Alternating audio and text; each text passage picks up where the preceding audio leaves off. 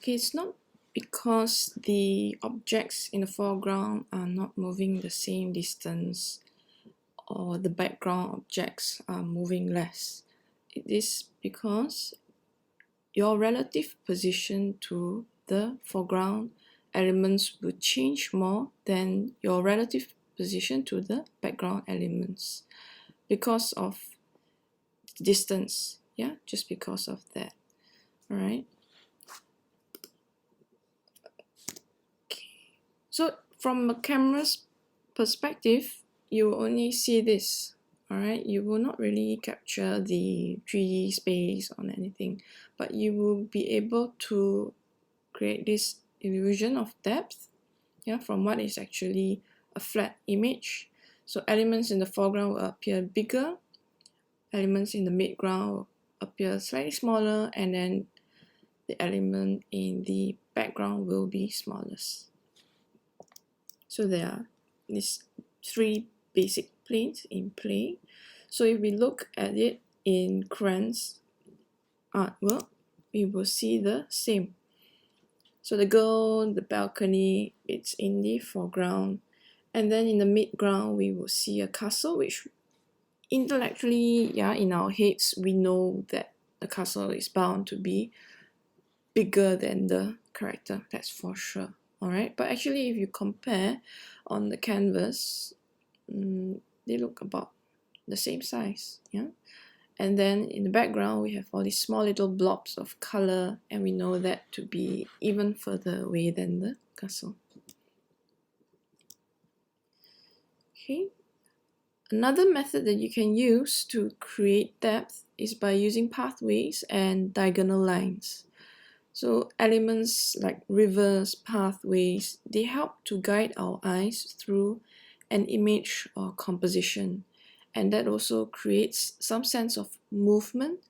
Yeah, we can use S curves, we can use C curves, and we can also use vertical lines, horizontal lines, and diagonal lines to create some sense of distance.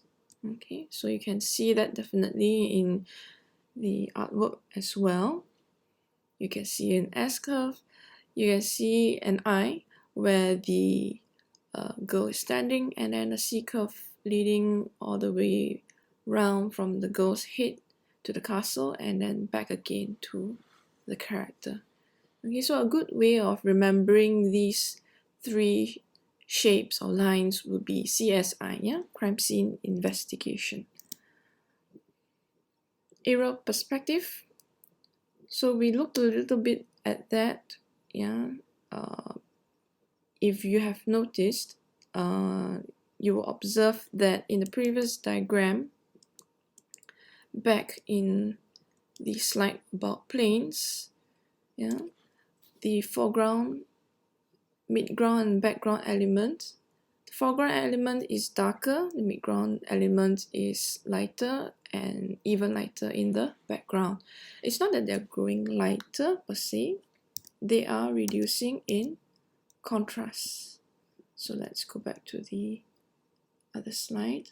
Okay, so we know that as aerial perspective or atmospheric perspective. Okay, it's the effect where the more distant the object is, the more it will look light or blue or have lower contrast. Okay, so it's not that they become bluer. It is that there is a layer of atmosphere that is actually helping to filter the light, so it blocks off more of the information. So if the sky is blue, then the objects in the distance will appear bluer. If the sky is red, then it will appear redder. If it's green, then it will be more greenish. Okay, so warm colors generally tend to grab our attention more. So they seem to be nearer, they demand our attention, so they seem to be in the foreground, but it might not necessarily be the case sometimes, yeah?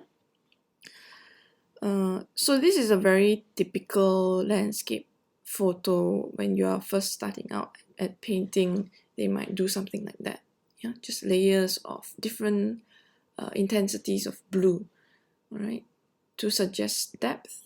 It's very flat, it doesn't have much detail, but you do feel that sense of perspective.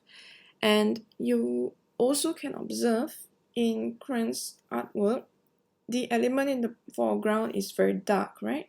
It's in shadow. But you also can observe that shadow is very dark. Okay, look at the background area. There are only midtones and highlights, isn't it? Yeah, that's because the contrast is lower. Okay, so in the midground, you have a good range where you have light values and dark shadows.